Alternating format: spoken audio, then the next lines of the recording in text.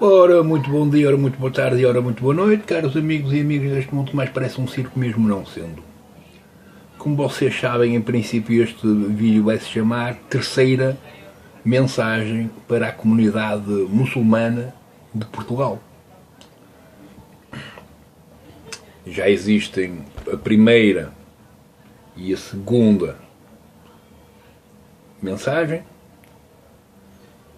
Pronto, convém que o resto da malta, caso seja o primeiro vídeo que estão a ver, vejam antes ou depois esses vídeos em que eu digo qualquer coisa para o resto da comunidade muçulmana em Portugal. Pronto, e contudo, pronto, esta vai ser a terceira. Ora, hoje, na rua, vimos um casal que eram duas senhoras, dos testemunhas de Jeová russos. Então devia ser russo. Eu não sei que língua era aquela, mas aquilo parecia russo. Então o que eles fazem é tipo, vão para um sítio na rua qualquer, não tenha muito movimento, e expõem os livrinhos e as revistas que eles gostam de oferecer a qualquer pessoa que possa estar interessado naquele conteúdo. E pronto, vocês também podem fazer a mesma coisa.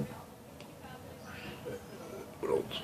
Portanto, podem abrir-se ao mundo, expondo aquilo que acreditam para os que querem ou sentem alguma atração pelo conteúdo. Pode ser que um dia deste seja eu que esteja lá a ver o que é que vocês estão a partilhar. O que era porreiro é que estivesse em português, porque árabe é mesmo complicado. Pelo menos para mim e para a maioria dos portugueses também. O que iria resultar em alguém passar e dizer, ok, isto se calhar é interessante, mas eu não percebo nada do que está ali. E como vocês estão em Portugal, deveria ser obrigatório vocês, todos vocês, apresentarem conteúdo em português e falarem português. Porreirinho. Pois, quando nós, portugueses, brasileiros, ingleses, chineses, franceses, holandeses, russos e seja lá o que for, vão para um país muçulmano, eles têm que aprender árabe. Ponto. Não há outra alternativa. Existe, sem dúvida, uma grande influência nos países árabes do francês e, por isso, quem sabe francês, em princípio, consegue safar-se e comunicar com os outros em francês. Se não souber francês, vai ser complicado. Pronto. Contudo, a vossa língua não é o francês, é o árabe. Que mais coisas? Era porreiro, lá está, que vocês não se sentissem atacados com aquilo que os outros dizem. Salvo que o ataque seja verdadeiro e vocês não querem admitir. Por exemplo, a questão das mulheres, que é, no fundo, a base desta mensagem, que foi, no fundo, em prol da notícia de ontem sobre essa queixa, que há uma imagem qualquer que diz que as mulheres no Islão têm que ser submissas e vocês dizem que isso é mentira. Bom, vamos ver se é mentira ou não. Ora, se uma mulher, em princípio, não se pode mostrar, isto é, não pode andar com os cabelos soltos, não pode andar de mini saia, ou não pode mostrar os braços sem haver uma consequência violenta contra elas, naturalmente que elas estão num estado de submissão. Pois, se houver para aí alguém, deve ser fácil encontrar, que está disposto a violar-vos sexualmente caso vocês apareçam na rua, e caso vocês, por condição de não quererem ser violados até à morte, aceitarem essa condição, em que, ao aparecerem na rua, alguém vos viola, alguém vos raba, não é? Alguém vos vai ao cu. Em princípio, caso estejam calados e não protestem contra isso, vocês estão num estado de submissão. O estado de submissão não tem a ver só com a sexualidade, tem a ver também com a sociedade. E a sociedade nos países muçulmanos é extremamente castradora contra todas as mulheres. Em alguns países muçulmanos chegam a cortar o clitóris. Uma coisinha assim, tipo isto. Este é o meu clitóris que eu tenho aqui. Quando eu estimulo isto, fico alegre. Pronto. As mulheres também. Mas é noutro sítio. Contudo, remover o clitóris é remover a possibilidade de essa mulher, seja ela qual for, conseguir ou ser capaz de ter prazer com outro homem qualquer. E o clitóris também faz parte da criação de Deus. Pois, caso queiram ser justos, removem o clitóris à mulher e removem as pilinhas aos homens. E assim vocês também não têm prazer. E assim está resolvido e é justo para todos. Mais. Que mais é que vos posso dizer? Pronto, já vos dei 2 sugestões de adaptação. Já vos falei um pouco da discriminação que vocês, cultura muçulmana, produzem contra os outros. Sendo que vocês até são, pronto, a maioria de vocês são gajos fixes, gente da paz, é verdade, sendo que, lá está, depois tem esta questão da necessidade de dominação ou de não saber lidar com a negação, que é a primeira e a lição mais importante da Bíblia. E vocês dizem, mas nós não seguimos a Bíblia. Mais ou menos. O Alcorão foi escrito quando? Foi escrito quando o cristianismo estava no seu esplendor, já com as influências de Constantino, que era um homem pró-militar e pró-guerras, e portanto foi na altura em que o cristianismo estava a crucificar ou a matar todas as pessoas que negavam que Cristo era o Messias. Sendo que a principal razão de necessidade de punição por parte do cristianismo, durante esses séculos, era alguém que negasse que Deus só havia um e mais nenhum. E nesse aspecto, como vocês acreditam que também é só um e mais nenhum, pronto, houve uma aceitação pela vossa condição, tendo em conta que o próprio Alcorão descreve situações onde não tem a ver com o que o Maomé acreditava, tinha a ver com o que estava a acontecer à sua volta, que era quem negasse que Cristo era o Messias, era crucificado. Pronto. Crucificado, queimado, morto, tudo. Contudo, a Igreja Católica, isto é, o cristianismo, foi a única religião na história da humanidade que sentiu necessidade de melhorar. Isto é, de melhorar, de censurar conteúdos que faziam parte da Bíblia e considerou que aquilo não era positivo, e depois houve uma tentativa real de melhorar a vida dos outros. É claro que, por causa de Constantino, a Igreja infiltrou-se de forma legal no exército. E claro que, pronto, isto é um lado dual, que é, pronto, a Igreja não ia impedir que o militar matasse ou torturasse seja lá quem for. Não.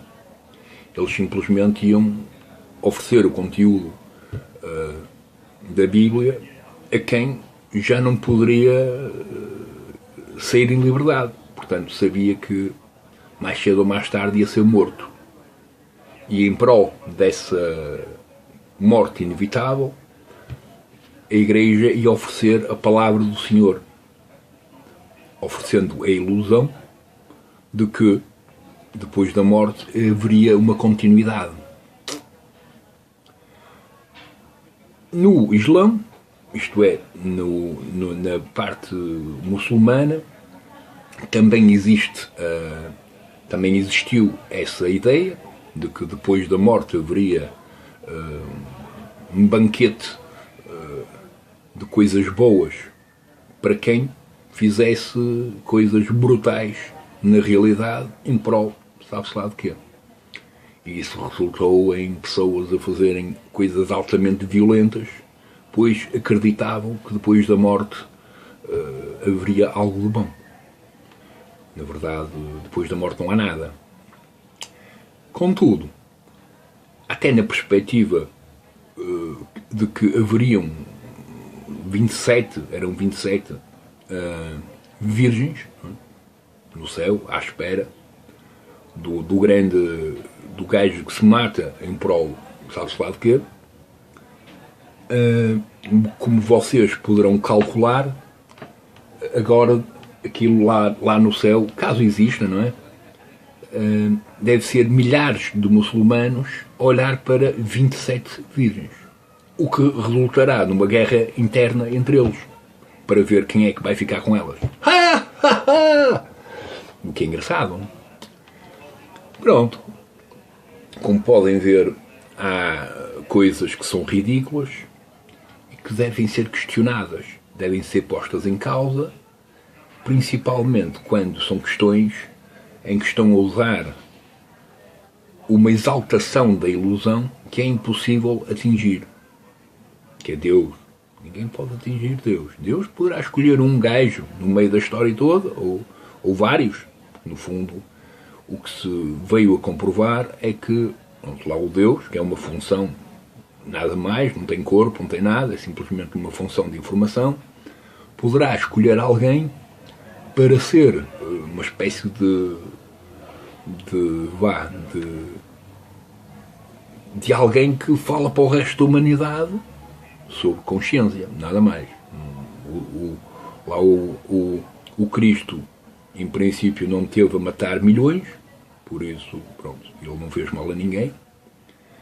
O Maomé, pronto, não tenho a certeza se fez mal a alguém ou não, pois ele era comerciante, e naqueles tempos, pronto, a maior parte dos comerciantes que tinham direito a dizer alguma coisa eram aqueles que comercializavam pessoas, escravos. Portanto, a probabilidade do Maomé ter sido um vendedor de pessoas, isto é, de escravos, é grande. Eu não sei exatamente o que é que ele fazia, portanto, se não é isso, peço desculpa. Mas pronto, vocês também podem comentar aqui o vídeo e dizer não, ele era comerciante de joias, ou de brinquedos, ou de sabe-se lá o quê. Não interessa. Era um comerciante qualquer. Sendo que eu desconfio que era um comerciante de escravos. Porquê? Porque nos textos do Maomé ele aponta para uma necessidade de haver uma espécie de direitos humanos dentro do lado puramente comercial. Tanto é que quase toda a comunidade muçulmana tem uma espécie de princípio em que não vai aceitar qualquer negócio para fazer dinheiro. Vai tentar excluir quase todos os tipos de negócios que lhes pareçam um abuso portanto, da exploração humana. Isso é um dos lados positivos do Alcorão, que isso há uma espécie de uma tentativa de revolução económica que aconteceu em alguns países, noutros não, por condição, pronto, de evolução económica, nada mais.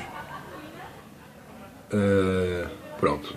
A aplicação que eu estou a tentar desenvolver vai ao encontro um bocadinho dessa perspectiva, acho que já ouvi dizer a alguns muçulmanos que, pronto, dentro de tudo o que eu faço, é talvez das poucas coisas que o povo muçulmano, em princípio, irá aceitar da minha parte. Pronto, não se pode ter tudo, nem Deus agradou a todos, portanto, eu também não vou agradar a todos. À parte disso, pronto, em princípio, vocês sabem que, pronto, eu sou macaco. E segundo também a perspectiva lá do Alcorão e afins, e das coisas do passado, antes de existir o Alcorão, vocês viviam numa comunidade portanto, de várias comunidades, de várias culturas, tipo a cultura hindu, em que viviam quase todos em paz e que tinham todos crenças completamente diferentes. É claro que depois apareceu um grupo que se declarou melhor que os outros, que foi os judeus, e a partir desse momento houve conflitos até hoje. Primeiro por parte dos judeus, depois por parte do cristianismo e depois pela vossa parte. Sendo que, como eu digo lá no meu blog do site, no Alcorão diz que a Palestina e, portanto, aquele território todo, incluindo Israel e afins, é tudo dos árabes. A Tora, que é o livro dos judeus, também diz o mesmo. Resultado, vocês entendem que na condição em que ninguém é proprietário de uma coisa, a coisa é de todos. A partir do momento que há uma única pessoa que quer ter propriedade de uma coisa qualquer, os conflitos começam. E pronto. E vocês, povo árabe, e vocês, os outros amigos vossos, que são os judeus, já andam à batatada há vários séculos, por causa daquele pequeno território, que supostamente é de todos. Portanto, vocês deveriam saber lidar com esse problema, em vez de, pronto, repetir constantemente os mesmos erros. É que o povo budista, por exemplo, eles não andaram a batatada com as outras religiões, e já havia muitas. Os taoístas também não. Os hindus também não. E, salvo a cultura pagã, da germânica, não é? Das Alemanhas e dos russos e afins, não é? Esses eram pró-guerra e, portanto, claro, o que queriam era andar a batatada com os outros, seja eles quem forem, até podiam ter as mesmas ideias. Pronto, eles acreditavam no mecanismo da guerra. Mas, tal como a China também, pronto, por causa do seu passado, não é? Que é o dragão, ele, pronto, por causa da sua obsessão compulsiva da perfeição, ele também foi, assim, um grande fã de tudo o que é guerras. Pronto, eu não. E por isso, não sei o que mais que dizer, mas espero que, pronto, que as minhas palavrinhas tenham sido úteis. E alguma dúvida, façam o favor de ler e pensar sobre aquilo que leem. E depois façam o favor, ou não, se quiserem ignorar, podem ignorar, de comentar nos vídeos para, pronto, para corrigir, seja lá o que for, que eu disse. É que só quem não sabe é que pode errar. E os que sabem também podem. Ninguém merece ser castigado por errar, pois toda a gente que sabe pode corrigir quem não sabe, partilhando conhecimento para que o ignorante saiba ou conheça algo mais. É para isso que servem as escolas, as universidades e todos os princípios orgânicos e informativos que vão ao encontro desta questão, que é, nós até ao fim da vida iremos aprender sempre alguma coisa, uns mais que outros, e ninguém sabe tudo. Bom, se alguém considera que desse lado que sabe tudo, o melhor é matar-se, porque já não há nada para aprender.